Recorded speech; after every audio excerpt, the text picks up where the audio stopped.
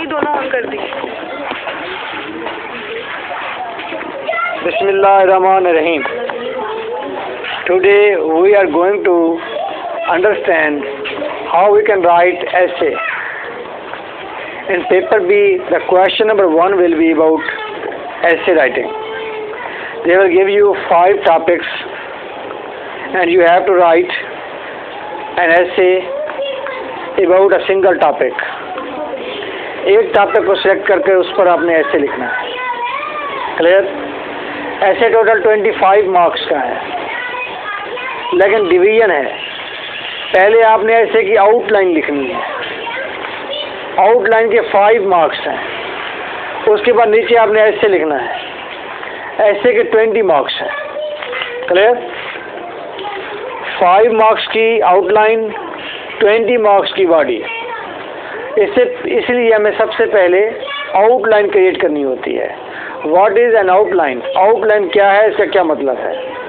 Outline का मुराद ये है कि हमने नीचे जो ऐसे लिखना है उसकी तरतीब क्या है, उसमें कौन कौन से एलिमेंट मौजूद हैं, क्या क्या बातें उसमें डिस्कस की गई हैं, ये हमने ऊपर छोटी सी आउटलाइन देनी होती है।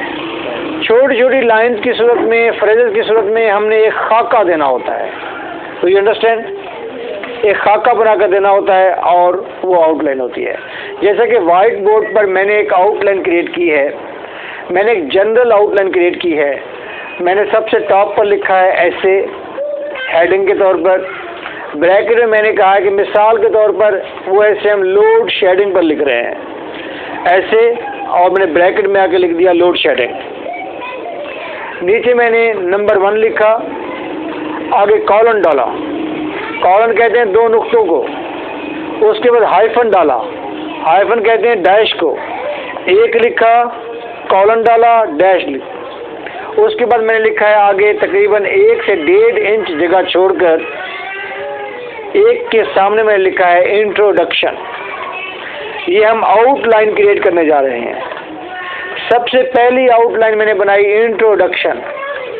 नंबर 1 उसको दिया, 1 लिखकर कॉलन हाइफन 1 इंच 1.5 इंच जगह छोड़ने के बाद मैंने लिखा इंट्रोडक्शन। इंट्रोडक्शन के आय के बिल्कुल नीचे मैंने लिखा आ बा खा, यानी कि ABC, और उनको मैंने ब्रैकेट्स भी दे दी। और ये तरतीब से देखिए बिल्कुल बैलेंस में, जहाँ इंट्रोडक्शन का आय है उसी के नीचे A, B और C लिखा हुआ है। अब आप देख रहे हैं एक जहाँ लिखा था वो दूर है, उसके सामने 1.5 इंच जगह है, और एक सीक्वेंस में इंट्रोडक्शन लिखा हुआ है और नीचे ABC भी उसी सीक्वेंस में लिखी हुई है। उसके बाद मैंने दूसरी आउटलाइन क्रिएट की और मैंने दूसरी आउटलाइन पर लिखा effects of load shedding on society. Load shedding के सोसाइटी पर क्या इफेक्ट है, ये मैंने दूसरी हेडिंग बनाई। क्योंकि हम तो जनरल ऐसे डिस्कस करने जा रहे हैं, लेकिन मैंने ब्रैकेट में लोड शेडिंग लिखा है ताकि आपके सामने एक कोई मॉडल होना चाहिए कि भी किस पर हम ऐसे लिखेंगे तो कैसे लिखेंगे।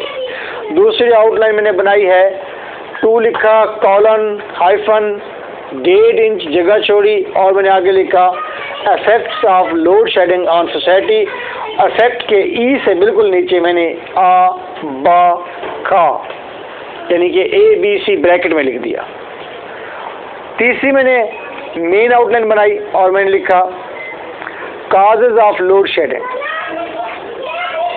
चौथी सॉल्यूशन, और उसके नीचे भी आ बा खा तरतीब से। और 5th मैंने बनाई आउटलाइन इसकी कंक्लूजन। कंक्लूजन लिखने के बाद आपने कोई सब आउटलाइन नहीं बनानी, ABC आपने नहीं बनानी। मैं ये कहना चाहता हूँ इस मॉडल को दिखाकर, जो मैंने 5 आउटलाइन बनाई हैं और इसमें ABC ये सब आउटलाइन को रिप्रेजेंट करती हैं। अगर मैंने ऊपर इंट्रोडक्शन लिखा है और नीचे ABC लिखी है तो ABC मेरी सब आउटलाइन है। किसकी? मेन आउटलाइन की। मेन आउटलाइन हमारी 5 है और हर मेन आउटलाइन के नीचे 3-3 सब आउटलाइन है। क्लियर? ABC सब आउटलाइन है हमारी। मैंने आपको सिर्फ एक मॉडल व्हाइट बोर्ड पर दिखाया है जो लोग रिकॉर्डिंग सुन रहे हैं वो जहरी बात है इसको लिखते जा रहे होंगे, अपने पेज पर क्रिएट कर लेंगे इसे, ताकि उन्हें आगे चलकर वो चीज़ें मज़ीद समझ आ जाए। नाउ कोई भी ऐसे आ जाए उसकी पहली आउटलाइन सेम होगी और वो होगी इंट्रोडक्शन। ऐसे का टॉपिक कोई भी होगा, सबसे पहले आपने इंट्रोडक्शन लिखना है। क्लियर? इंट्रोडक्शन के बाद जो इसकी सब आउटलाइन है, यानी कि ABC, इंट्रोडक्शन के बाद इसकी ABC जो 3 सब आउटलाइन है वो भी सेम रहेंगी। क्लियर? इंट्रोडक्शन और आई, इंट्रोडक्शन के आई के नीचे ए लिखा हुआ और ए के आगे मैं लिखता हूं मीनिंग्स।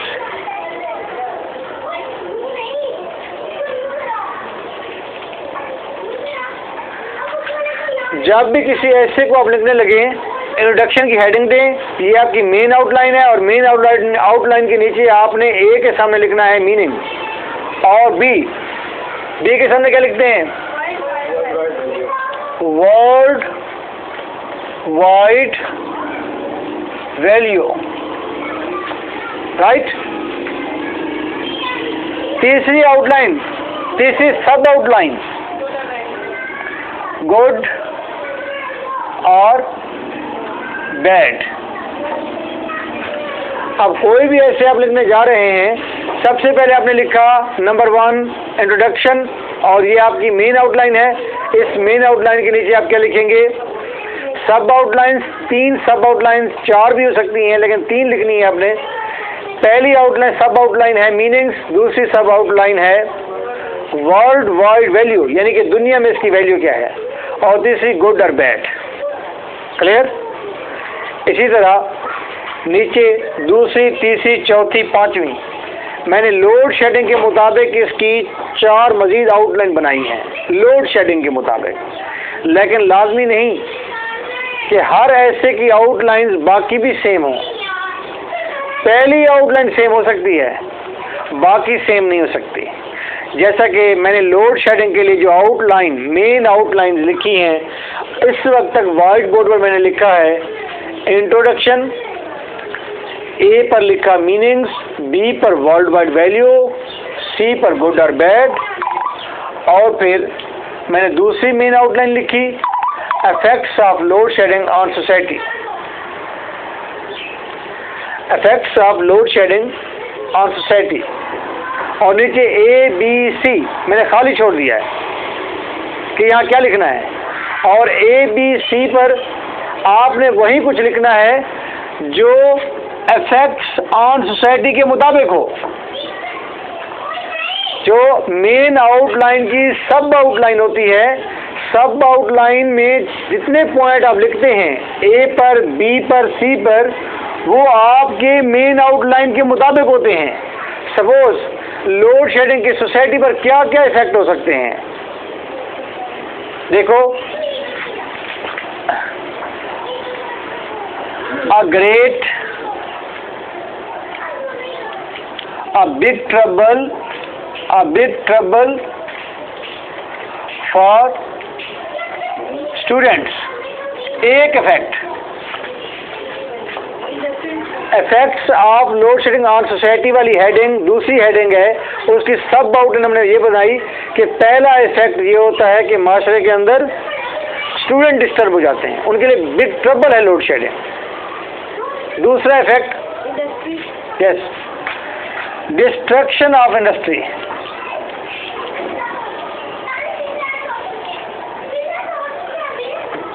डिस्ट्रक्शन ऑफ इंडस्ट्री, ये हमारी दूसरी सब आउटलाइन हुई बी पर। सी पर क्या लिखें?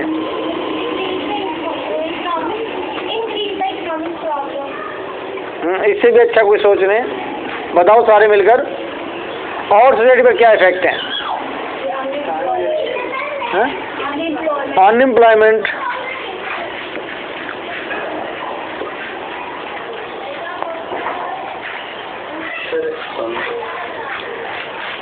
हाँ बोलें। अच्छा, प्रॉब्लम फॉर पेशेंट्स ये अब डी बन जाएगी। ए बी सी लिख लिया, प्रॉब्लम फॉर पेशेंट्स, ये लिख सकते हैं। उसके अलावा इंक्रीज इन क्राइम, क्राइम में इजाफा हो गया लोड शेडिंग की वजह से, क्योंकि स्ट्रीट लाइट्स नहीं जलती और रॉबरी ज़्यादा होती है। ये हमने A B C D E F बना सकते हैं हम इसको, लेकिन मैंने स्टैंडर्ड जो रखा है आपका 3 का रखा है कि आप हर मेन आउटलाइन की 3 सब आउटलाइन बनाते जाएं। क्लियर? अच्छा, आफ्टर दिस देयर इज 3। हमने इस वक्त तक 2 मेन आउटलाइंस बना ली हैं, लेकिन हम स्पेशली लोड शेडिंग की बनाते जा रहे हैं। तो तीसरे नंबर पर हमने लिखा causes of load shedding. Load shedding के कॉजेज क्या हैं? अब आ बा खा यानी कि ए बी सी सब आउटलाइन बनानी है। क्या इसमें लिखेंगे कॉजेज? आपने कहा, एक ने कहा क्या? Lack of dams, lack of, yes, वालेकुम अस्सलाम, आ जाए, ओके आ जाए। लैक ऑफ डैम्स, ये काज में से एक काज है कि डैम की कमी है। दूसरा lack of rain,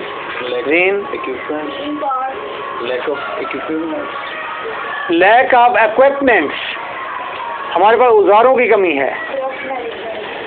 corrupt management, ये तीसरी काज है। चौथी काज है ओके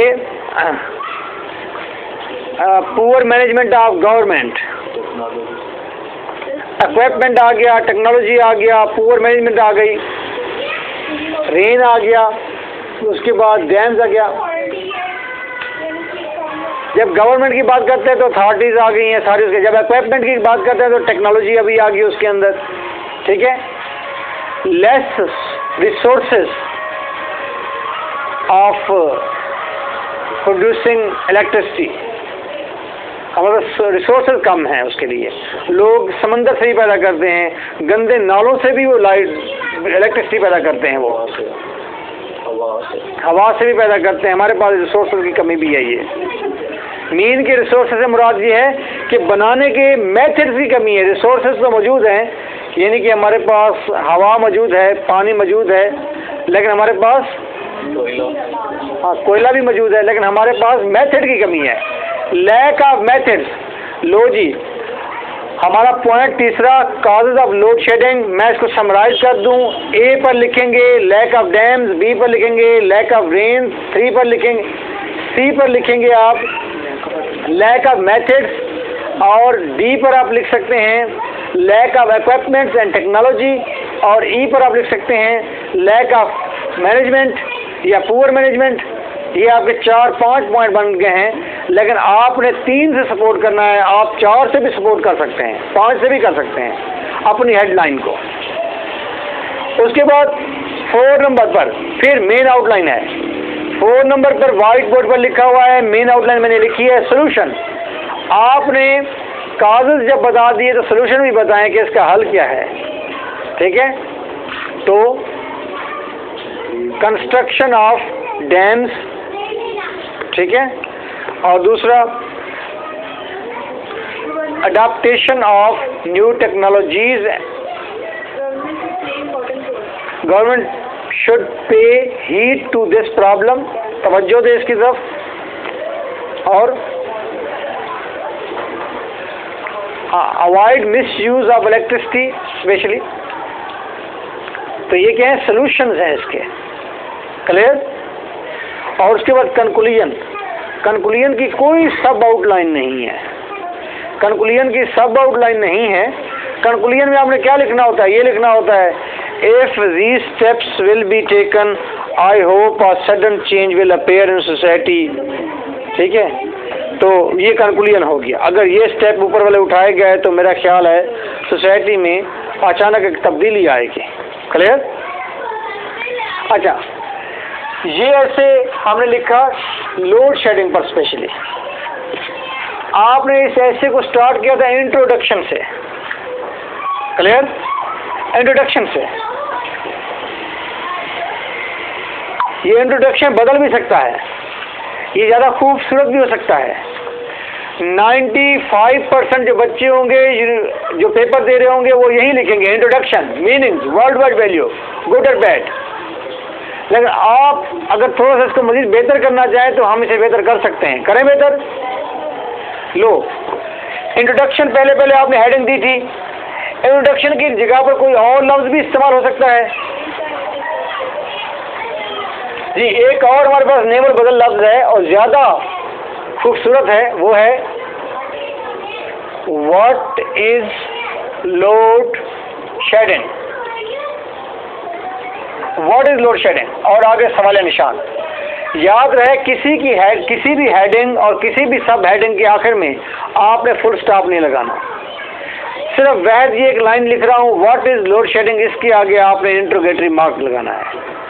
पहले हमने क्या कहा था? इंट्रोडक्शन, तारुफ, लोड शेडिंग का तारुफ। अब उसकी जगह हमने लिख दिया व्हाट इज लोड शेडिंग, कि लोड शेडिंग क्या है। इस व्हाट इज लोड शेडिंग को 3 चीजें सपोर्ट करती हैं नीचे, 3 इसकी सब आउटलाइन है जी। हाँ, कौन कौन सी हैं? पहली है मीनिंग और बी पर है और सी पर। पहली है मीनिंग, ए पर लिखा हुआ है मीनिंग। क्या अच्छा हो अगर यहाँ पर हम मीनिंग, ओरिजिनल मीनिंग ही लिख दें? क्या अच्छा यहाँ पर मीनिंग की लफ्ज की बजाय ओरिजिनल मीनिंग लिख दें? ठीक है, अच्छा जी। तो इसके मीनिंग हम बनाते हैं।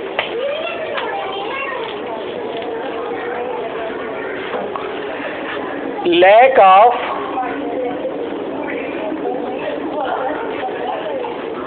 Electricity and water,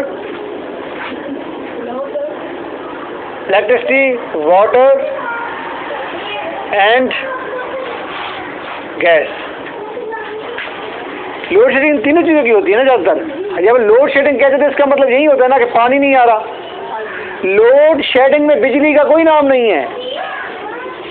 load shedding के लफ्ज़ में लोड ज़्यादा बढ़ने की वजह से शेड हो जाना, कम हो जाना, रुक जाना, छुप जाना।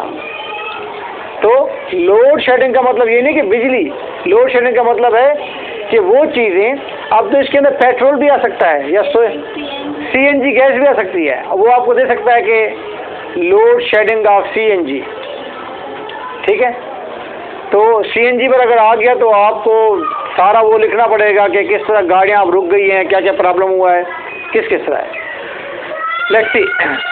तो हमने एक पर लिखा व्हाट इज लोड शेडिंग, और जब ए पर हम आए, जब हमने लिखा तो उस पर हमने क्या लिखा? असल मीनिंग लिख दिए, lack of electricity, water and gas. अब आपने इसको तब्दील कर लेना है। अगर आप लिख रहे हैं तो उसको चेंज कर लेंगे उस जगह पर। उसके बाद world wide value. World wide value का मतलब है जो ऊपर हमारा टॉपिक है उसकी दुनिया में क्या वैल्यू है। सपोज हमारा टॉपिक अगर करप्शन होता तो हम यहाँ क्या लिखते हैं कि yes it's a world wide problem, दुनिया में, पूरी दुनिया में करप्शन है। लोड शेडिंग है तो हम लिखेंगे इंडिया, पाकिस्तान, अफगानिस्तान और बहरीन, ये 3-4 मुल्क हैं जिसमें लोड शेडिंग होती है। थर्ड वर्ल्ड कंट्रीज, 3-4 मुल्क है, थर्ड वर्ल्ड कंट्रीज के भी 3-4 मुल्क हैं बस। ठीक है, नाम उसका लिख रहे तो सबसे अच्छा है।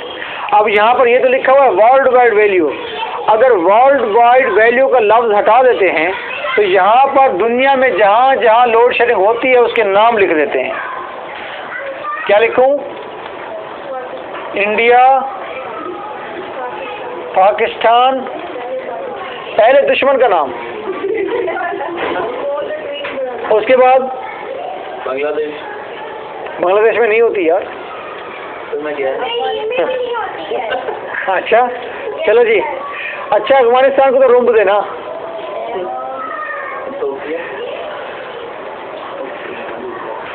अच्छा जी, ये 3 कंट्रीज मैंने लिख दिए, इसलिए लिख दिए 3 कंट्रीज कि यहाँ पर दुनिया में इन ममालिक में लोड शेडिंग होती है। क्लियर? इन ममालिक में होती है। तो हमारा पॉइंट यहाँ पर क्या था? World wide value. और हमने लिखा क्या? हमने ओरिजिनल लिख दिया कि जी वर्ल्ड में कहाँ कहाँ ये चीज़ पाई जाती है। तीसरे गुड और बैड। अब यहाँ पर बजाय इसके गुड भी लिखें और बैड भी लिखें, हम इसको डिसीजन ही दे देते हैं कि ये चीज़ बड़ी हार्मफुल है। It is harmful for any state, state की बात कर लो, किसी भी हुकूमत के लिए हार्मफुल है, किसी भी नेशन के लिए हार्मफुल है। तो आपने देखा हमने इंट्रोडक्शन वाला जो पहला आपका हिस्सा था, जो पहली आपकी मेन आउटलाइन थी और उसके नीचे 3 सब आउटलाइन थी, हमने उसको बदलकर ज़्यादा बेहतर बना लिया। अब आपके पास एक चॉइस आ गई है। एग्ज़ाम में जब आप बैठे हुए हों उस वक्त कोई भी टॉपिक आ जाए, करप्शन आ जाए, ओवर पॉपुलेशन आ जाए, माय हीरो आ जाए, बुक आ जाए, तो उसके ऊपर आपको 2 चॉइसेस हैं। नंबर 1 लिखें, सामने या लिखें इंट्रोडक्शन, या लिखें व्हाट इज हीरो, या लिखें इंट्रोडक्शन, या लिखें व्हाट इज करप्शन। आप 2 में से एक जो आपको सूटेबल लग रहा हो, ठीक है। अब ऐसे आ गया कायदे आज़म पर, अब आप लिखेंगे व्हाट इज कायदे आज़म। अरे बाबा ये नहीं लिखना, यूँ अच्छा नहीं लगेगा, नहीं लगेगा ना अच्छा, हाँ व्हाट इज कायदे आज़म तो बुरा लगेगा ना। फिर आपको बस चॉइस दूसरी है, आप लिखेंगे इंट्रोडक्शन, तारुफ कराते हैं जी कौन है जनाब, ठीक। उसके बाद मीनिंग आ जाता है। करप्शन का मीनिंग क्या होता है? लैक ऑफ ऑनेस्टी आप लिख सकते हैं कि ईमानदारी की कमी। ओवर पॉपुलेशन का क्या मतलब होता है? Increase in the rate of birth. अच्छा, उसके अलावा world wide value, world wide value में आप बता सकते हैं कि क्या बी पर वर्ल्ड वाइड वैल्यू लिखना था, तो हमने तो यहाँ इंडिया, पाकिस्तान, अफगानिस्तान लिखा है। अगर यहाँ पर आ जाता कायदे आज़म का ऐसे लिख रहे होते और वर्ल्ड वाइड वैल्यू वाली जगह पर लिखना है तो क्या लिखते हैं यहाँ पर? हेलो, कायदे आज़म कैसे लिख रहे हैं? मैंने कहा वर्ल्ड वाइड वैल्यू वाली जगह पर क्या रखेंगे? खावर साहब कहते हैं इलामा इकबाल।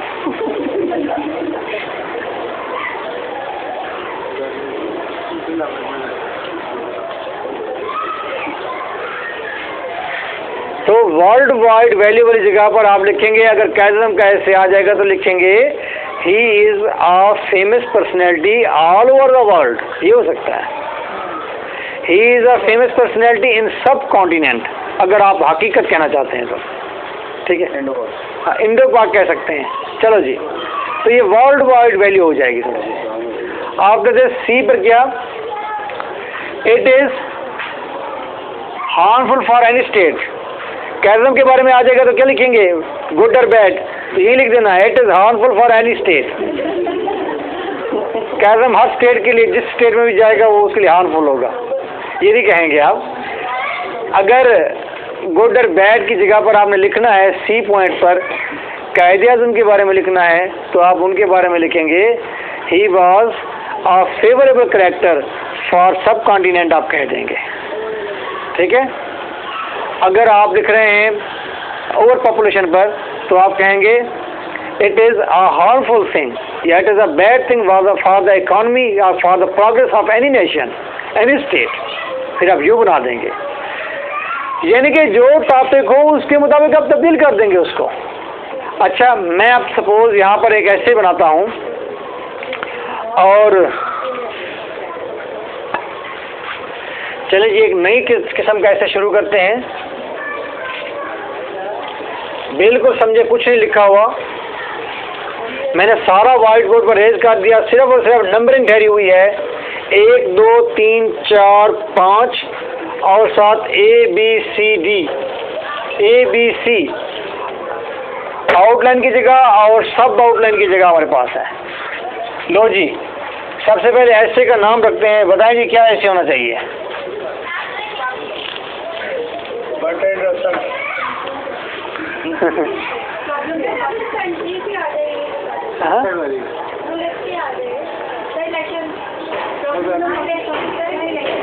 इलेक्शंस पर ले लिया। ओके जी,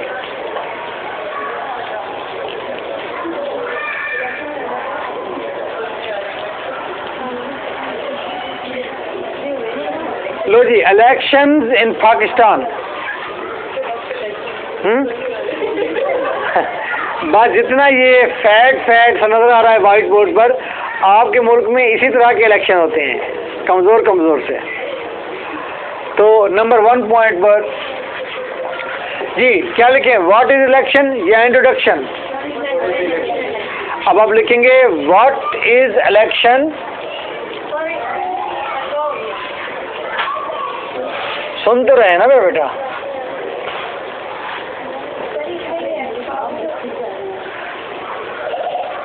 चलो, व्हाट इज इलेक्शन? ए पर लिखेंगे बेटा, क्या लिखेंगे आप? क्या लिखते हैं? ए पर हम मीनिंग लिखते हैं। बी पर क्या लिखते हैं? World wide value. सी पर क्या लिखते हैं हम? गुड और बैड डिसीजन देते हैं। तो मीनिंग की जगह पर मीनिंग लिखते हैं, ठीक है? मीनिंग मैंने लिखी है इलेक्शन के, selection of the representative. Leader क्यों गए हैं जी?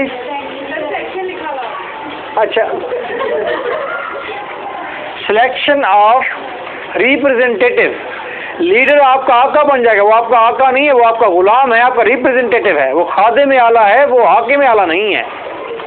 समझे बात को, अपने शौर को बेहतर करें। हाँ, वो आपका सर्वेंट है, आपका रिप्रेजेंटेटिव है। आप ऑफिस में बैठे होते हैं और कहीं पर आपने कोई काम किसी को भेजना, कोई काम डॉक्यूमेंट लेने होते हैं, तो आप यही कहते हैं फ़ोन पर, जी मैं अपना एक असिस्टेंट भेज रहा हूँ, अपना रिप्रेजेंटेटिव भेज रहा हूँ, जो बिल्कुल मेरी तरह होगा, मेरा काम करेगा, जो मेरी जगह पर काम करेगा। तो आप तो घर में बैठे हुए हैं, तो ये जो लोग हैं ये आपके रिप्रेजेंटेटिव हैं इन ट्रू सेंस। तो ये आपके असिस्टेंट हैं जो आपको असिस्ट करेंगे, आपकी बात आगे लेकर चलेंगे। तो सिलेक्शन ऑफ रिप्रेजेंटेटिव, ये इलेक्शन है असल में। अच्छा, दूसरे पर क्या है? वर्ल्ड वाइड वैल्यू, ठीक है? It is the process of all democratic countries.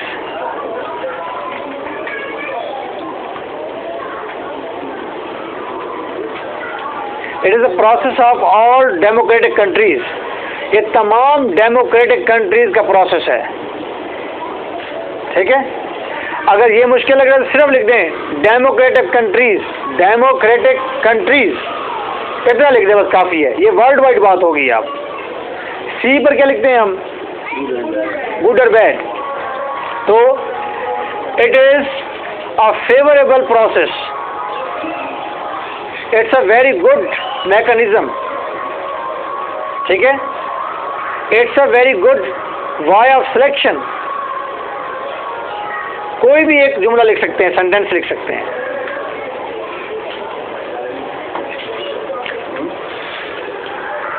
कुछ समझ नहीं आ रहा तो फिर गुड लिख दो बस, गम ना करो। अच्छा जी, ये तो हमारा ABC हो गया ना।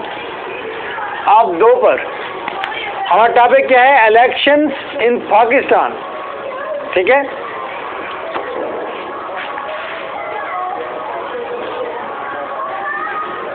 अच्छा, आप यहाँ पर लिखे इलेक्शंस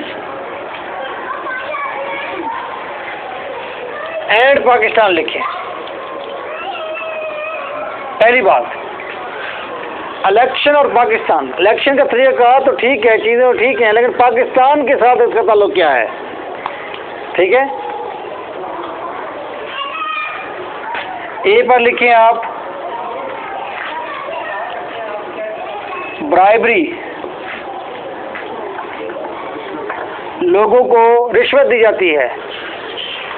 पाकिस्तान में इलेक्शन के दौरान ब्राइबरी ड्यूरिंग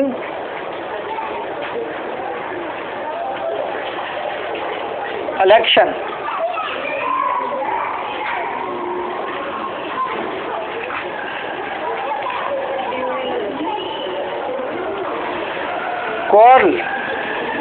कॉल्स या फाइट्स, ठीक है?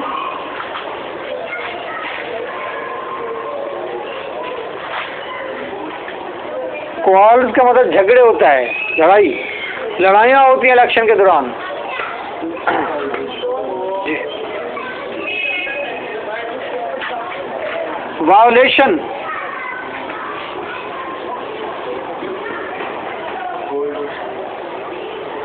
वायोलेशन ऑफ वोटर्स, वोटर्स की वायोलेशन की जाती है, उनको अपनी तरफ अट्रैक्ट किया जाता है, धमकाया जाता है, उनके राइट को वायोलेट किया जाता है कि वो आज़ादाना तौर पर अपने वोट नहीं दे सकते। और क्या हो सकता है इसमें?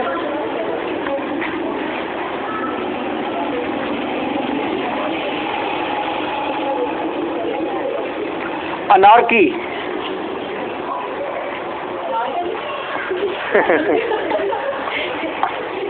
अनार्की, ANARCHY, अनार्की, बदनजरी पैदा होती है। पाकिस्तान और इलेक्शन एंड पाकिस्तान के टॉपिक के नीचे देखो, bribery during election, calls, violation of voters, anarchy, और बताए और क्या प्रॉब्लम होता है?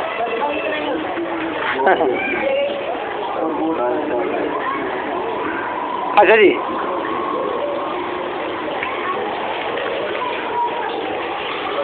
पॉइंट नंबर 3, हाँ जी, काजेस कह रहे हैं, ठीक है, वेरी गुड। सी पर कि हाँ जी ऐसे हालात क्यों पैदा होते हैं? काजेस,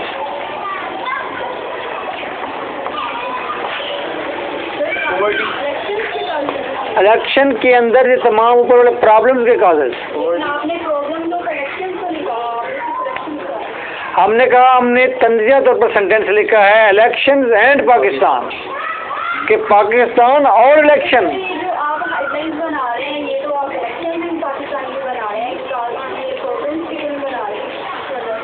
जब इलेक्शन और पाकिस्तान को हम डिस्कस करेंगे तो ज़ाहिर बात है हमारे सामने प्रॉब्लम्स आएंगे उसके, और फिर उन प्रॉब्लम्स की काजेस,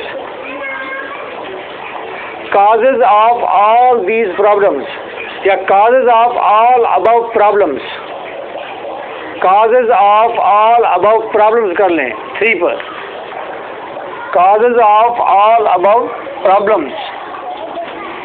अच्छा जी, इसमें ए क्या है? अच्छा जी, पॉवर्टी। अच्छा, बी है जी इसके अंदर इलिटरेसी,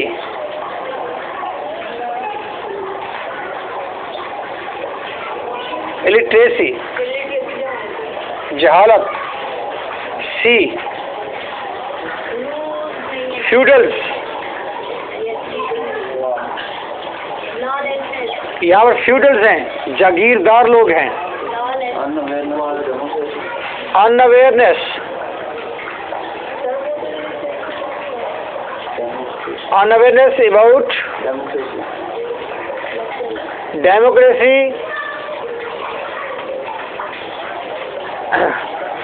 और जी ये हो गया आपका डी। ई भी बना सकते हैं आप इसमें, और क्या काज हो सकती है?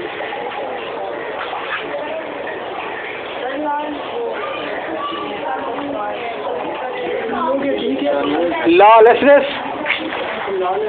अच्छा जी, चलो मैं यूँ कर देता हूँ जी, E weak role of election commission,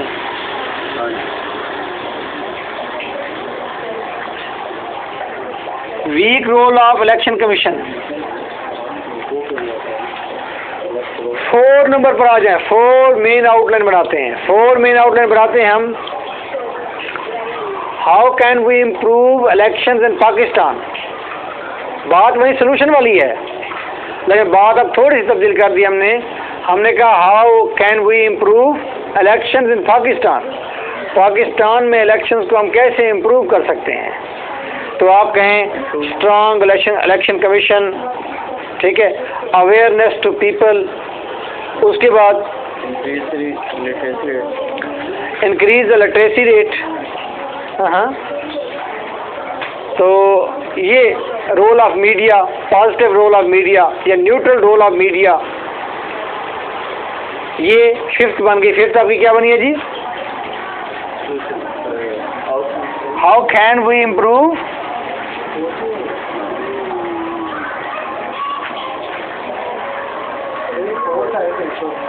ji fourth है, और फोर्थ की हमने नीचे 4 या 3 हमने सब आउटलाइन भी बना दी A B C।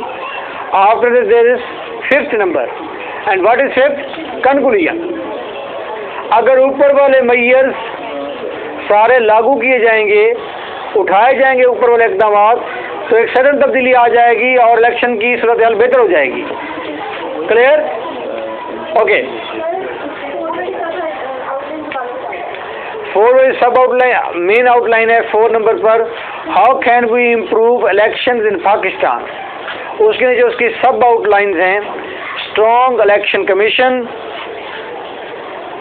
Awareness in society, increase in literacy rate,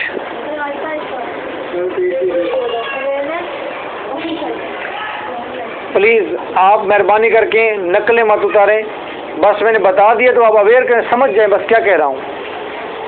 हर चीज़ लिखनी है लाजमी, बस जहन में आप रखें इसको। 2 मरतबा बता दी, आप इन चीज़ों को जहन में रखें, उसके बाद जब भी आ जाए तो आप इसको लिख दीजिएगा। जब आप लेक्चर में होते हैं और आपने नोट करना होता है तो यू बिलीव आपकी आई कांटेक्ट टीचर के साथ होता है, और नीचे आप लिख रहे होते हैं, और आप जब लिख रहे होते हैं इंतहाई रफ लिख रहे होते हैं, और लाजमी नहीं कि पूरा पूरा सेंटेंस लिख रहे हों, आप एक एक वर्ड भी लिख देते हैं, जितना वर्ड आप कैप्चर कर सकते हैं वो लिख देते हैं। That is a true way of listening lecture. Lecture का ये तरीकाकार होता है, आप सवाल रेज करें लेकिन बड़ा सवाल रेज करें, वो सवाल जो क्वेश्चन जो आपके बेनिफिट के लिए हो, कुछ नया हो, कोई ऐसा हो वर्दी हो। अगर मुझसे आप स्पेलिंग पूछेंगे या किसी टीचर से भी पूछेंगे, या आप किसी टीचर से कहेंगे जी हाँ जी दोबारा रिपीट करें मैंने लिखना है वो चीज़ें, बहुत अहम कोई ऐसा कोट हो जो आपको कहीं से मिल ना सके, को मैं डेविड डचस की बुक में से निकाल कर ले आया हूँ या चियांग पियांग की बुक में से निकाल कर ले आया हूँ, जो आप कभी मिल नहीं सकेंगे उसको, तो ऐसा फिर आप पूछ सकते हैं कम से कम ये। ओके, 5th नंबर पर हमने क्या कहा, क्या लिखना है? कंक्लूजन। अब देखिए आपने ये आउटलाइन बना ली है, ये 5 नंबर की आउटलाइन है। अगर आपसे आउटलाइन बन जाती है, और आउटलाइन बनाने के लिए एग्ज़ाम में आपके पास 15 मिनट्स होते हैं, टोटल टाइम ऐसे लिखने के लिए 45 मिनट्स हैं। 15 मिनट में आउटलाइन बनाएं क्योंकि इसमें सोचना भी होता है, और बाकी आप हाफ आवर में इस ऐसे की नीचे बॉडी शुरू करें, और जितनी आपने मेन आउटलाइंस बनाई हैं, कितनी बनाई हैं इस ऐसे में? 5 मेन आउटलाइंस बनाई हैं, तो नीचे भी आपके 5 पैराग्राफ्स होने चाहिए, और आपने उसी तरतीब से पैराग्राफ बनाने हैं जिस तरतीब से आपकी मेन आउटलाइंस हैं। सपोज आपकी पहली मेन आउटलाइन है व्हाट इज इलेक्शन, और उसके नीचे आपकी 3 सब आउटलाइन है। अब आपने इलेक्शन को नीचे बॉडी से स्टार्ट करना है, जब इसे पैराग्राफ बनाए पहला, यानी कि 3-4 इंच जगह छोड़ दें और वहाँ से लाइन से लिखना शुरू करें। आप व्हाट इज इलेक्शन जब कहेंगे तो सबसे पहले उसमें आपने उस पैराग्राफ के अंदर तीनों चीज़ें डिस्कस करनी है। कौन सी? तीनों सब आउटलाइंस डिस्कस करनी है। आपके व्हाट इज इलेक्शन इस मेन आउटलाइन के नीचे 3 सब आउटलाइंस हैं। कौन कौन सी थी? सिलेक्शन ऑफ द रिप्रेजेंटेटिव्स, दूसरी क्या थी? Democratic countries, process in democratic countries या प्रोसेस ऑफ डेमोक्रेटिक कंट्रीज, तीसरी क्या थी?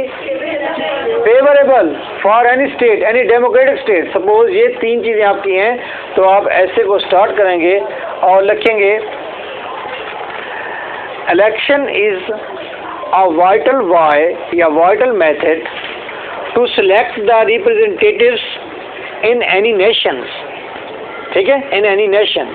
अब आपने पहला सेंटेंस बनाया, उसके बाद आप लिखेंगे people select their representatives with full enthusiasm as well as rational, जज्बे और अकल के साथ चुनते हैं, सेलेक्ट करते हैं। They analyse the people who are bold and who can also give them favors, they select them and vote them। अब ये इंट्रोडक्शन चल रहा है ना, आप इसे लिखते जाएंगे। उसके बाद दूसरा पॉइंट क्या हमने कहा था?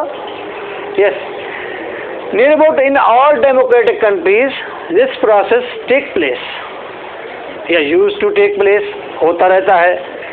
Okay, except nowadays in other countries where democracy is not over there we can also find the process of election. ऐसे कंट्री जहाँ पर डेमोक्रेसी नहीं है वहाँ भी ये सिलेक्शन का तरीकाकार मौजूद है, इससे करीब करीब मौजूद है। उसके बाद yes, by this way we can select our appropriate and proper leaders, representatives. तो ये आपने कहा क्या कि ये फेवरेबल है, गुड है, अच्छी है। तो इस तरह से आपने 6, 7, 8, 10 जितने सेंटेंस बना सकते हैं वो आप यहाँ पर स्टार्ट में बना लेंगे बॉडी के अंदर। उसके बाद दूसरा पॉइंट था इलेक्शंस एंड पाकिस्तान। पाकिस्तान के अंदर इलेक्शन बहुत मुश्किल होते हैं, यहाँ पर प्रॉब्लम ज़्यादा होते हैं, यहाँ पर लोग जो है ब्राइबरी देते हैं एक दूसरे को, इलेक्शन के लिए रिश्वत चलती है, पैसे दिए जाते हैं, वोटर खरीदे जाते हैं, और यहाँ पर बहुत ज़्यादा फायरिंग होती है, यहाँ पर कॉल्स होते हैं, पूरी एक बैटल का समाव बन जाता है। यहाँ पर जो वोटर्स हैं बहुत सारे वोटर्स की वायलेशन हो जाती है, उन्हें अपने वोट का सही हक इस्तेमाल करने का मौका नहीं मिलता। कईयों को लोग ज़बरदस्ती कर लेते हैं, फैमिली मेम्बर्स, और कई जो हैं उनको ख़रीद लिया जाता है मुख्तलिफ अंदाज से। Same is the case now you will make the 5 paragraphs in body. This is the process of writing ऐसे। तो जो यहाँ पर ऐसे के स्टूडेंट बैठे हुए हैं, अगर एग्ज़ाम में आपको ऐसा ऐसे आ जाता है जो आपने पहले से याद नहीं किया हुआ, वैसे तो याद करना अच्छी बात नहीं है क्योंकि हमारे बच्चों में वोकैबुलरी की कमी है, और एट द सेम टाइम उनकी ग्रोथ जो हुई है, जो मेरे सामने बच्चे बैठे हुए हैं हमारे इलाके के, उनकी ग्रोथ बड़े उर्दू मीडियम और बड़े ही कमज़ोर किस्म के स्कूलों में हुई है, जिसकी वजह से उनकी इंग्लिश बिल्कुल वीक है। वो नहीं समझ सकते इंग्लिश को, इंग्लिश के ट्रू सेंस को नहीं समझ सकते। तो जो याद किया तो ठीक है, अगर याद आपने नहीं किया हुआ ऐसा ऐसे आ गया है जिसको आप अक्सर कहते हैं कि जी ये हमारी बदबख्ती है, हालांकि वो खुशकिस्मती होती है, लेकिन अगर आपकी ग्रोथ अच्छी हो तो ठीक।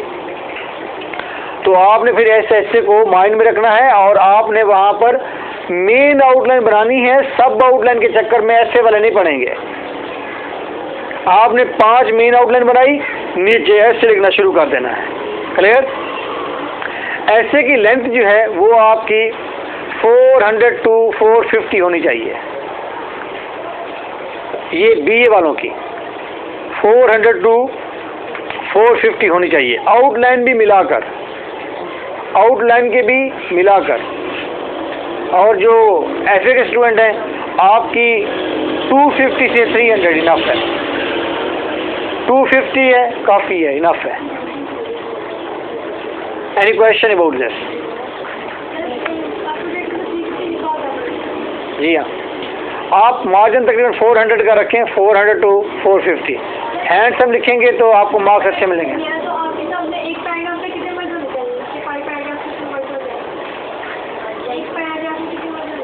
एक पैराग्राफ में कितने वर्ड होने चाहिए?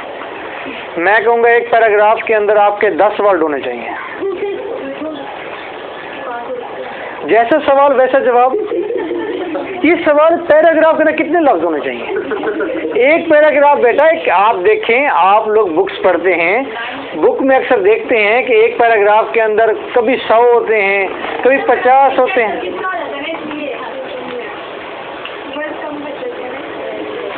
क्या होता है बेटा? मैं बता रहा हूँ ना, आप अक्सर पैराग्राफ पढ़ते हैं ना, कभी 30 का भी पैराग्राफ, 30 वर्ड का भी पैराग्राफ होता है। It's up to you. इतनी मालूमात है, अगर मालूमात ख़त्म हो गई है तो आपने घसीट कर भी थक गए हैं उसे, तो उसे स्टॉप कर दें। यानी कि हैंड से जो पैराग्राफ कंसीडर होता है वो 10 लाइंस का होता है, और जो नॉर्मल होता है वो 5 का भी काबिल कबूल है। 3-3 या 4-4 लाइंस के पैराग्राफ अच्छे नहीं होते। लाइंस की बात करें, वर्ड की बात ना करें। फिर वर्ड वाली बात तो फिर कैसे होगा? किसी की राइटिंग बड़ी होती है, किसी की राइटिंग छोटी होती है। Any question else? अच्छा, आप कुछ नहीं कहूँगा, पूछ लो। सर आपने 2 राइटर्स के नाम लिए चियांग पियांग। बड़ा सवाल है। हाँ जी, इज आल्सो क्रिटिक। चियांग पियांग भी है, ये भी कभी कहानी बताएंगे आपको। बता दूं? मैं पंजाब यूनिवर्सिटी में पढ़ता था और वहाँ पर दिलचस्प वाक़या हुआ। एक पपेट के मुंह वाला एक वहाँ पर पठान था हमारे साथ। वो इतना कुछ तेज़ था, उसका मुंह भी बड़ा सारा था और था भी बड़ा तेज़, और हमें पता नहीं था कि ये बहुत तेज़ है। टीचर ने उसको खड़ा किया और जब उसने कहा मैं कोयटा से आया और मैं पठान हूँ, तो टीचर को अंदाज़ा हो गया कि क्लास में सबसे निकम्मा यही होगा, और हमें भी उसका मुंह देख के अंदाज़ा हुआ कि एक वैसी किस्म का निकम्मा सा बंदा होगा। तो क्लास में जब 10-12 दिन गुजर गए, तो लिटरेचर की क्लास थी, 10-12 दिन जब गुजर गए तो टीचर उसको स्पेशली खड़ा करने लगे, हर क्लास के टीचर। अच्छा जी खान साहब आप खड़े हो जाएं, तो खान साहब को अंदर बड़ा गुस्सा था, लेकिन वो हमारे साथ भी, क्योंकि उसकी ज़्यादा हार्मनी नहीं थी, दोस्ताना नहीं था। जब उसका दोस्ताना थोड़ा सा बढ़ने लगा और हम पठान की आदत को थोड़ा सा एंजॉय करने लगे, तो एकदम से अजीब से मामला होना शुरू हो गए। टीचर ने आना क्लास में, टीचर ने कहना yes Mister Khan you be stand over there, yes tell me what's your idea about थैलीमर। खान साहब ने कहना कि ये उसने अपनी तरफ से ऐसे मारनी ना, तो सर ने कहना कि नहीं कल मैंने बताया था यूँ नहीं यूँ है। तो खान साहब बैठ जाते, फिर खान साहब फिर खड़े हो जाते, कहते एक्सक्यूज मी सर मैंने आपसे एक सवाल करना है। क्या? कि सर मैंने एक राइटर की किताब पढ़ी है चियांग पियांग की, उसके लिए उसने ऐसा कहा था। हम सारे देखने लग गए कि यार खान तो बड़ा पढ़ता है। अगला पीरियड हुआ तो फिर खान साहब ने कहा मैंने चियांग पियांग की किताब पढ़ी और उसमें भी ये था। 3 क्लासों में एक दिन ही हो गया ये काम, और उसके बाद तो जब तीसरी दफ़ा वो हम बहुत हंसे और हमने कहा खान साहब ने तो टीचर को लाजवाब कर दिया, और टीचर वाकई चुप हो जाते कि चियांग पियांग पता नहीं कितना बड़ा राइटर होगा। ठीक है, तो that is the formula, you can apply anywhere. अब आप कहीं भी अप्लाई कर सकते हैं। नहीं मेरे साथ तो आप नहीं करेंगे ना, ये तो ज्यादती है। मैं तो भी आपके साथ नहीं करता ना जो फार्मूला मैं तो कहीं बैठे हो तो आप कम से कम जोक के तौर पर कह सकते सर मैंने चियांग पियांग की बुक पढ़ी है तो अब उसमें ये लिखा हुआ था। Okay nice of you.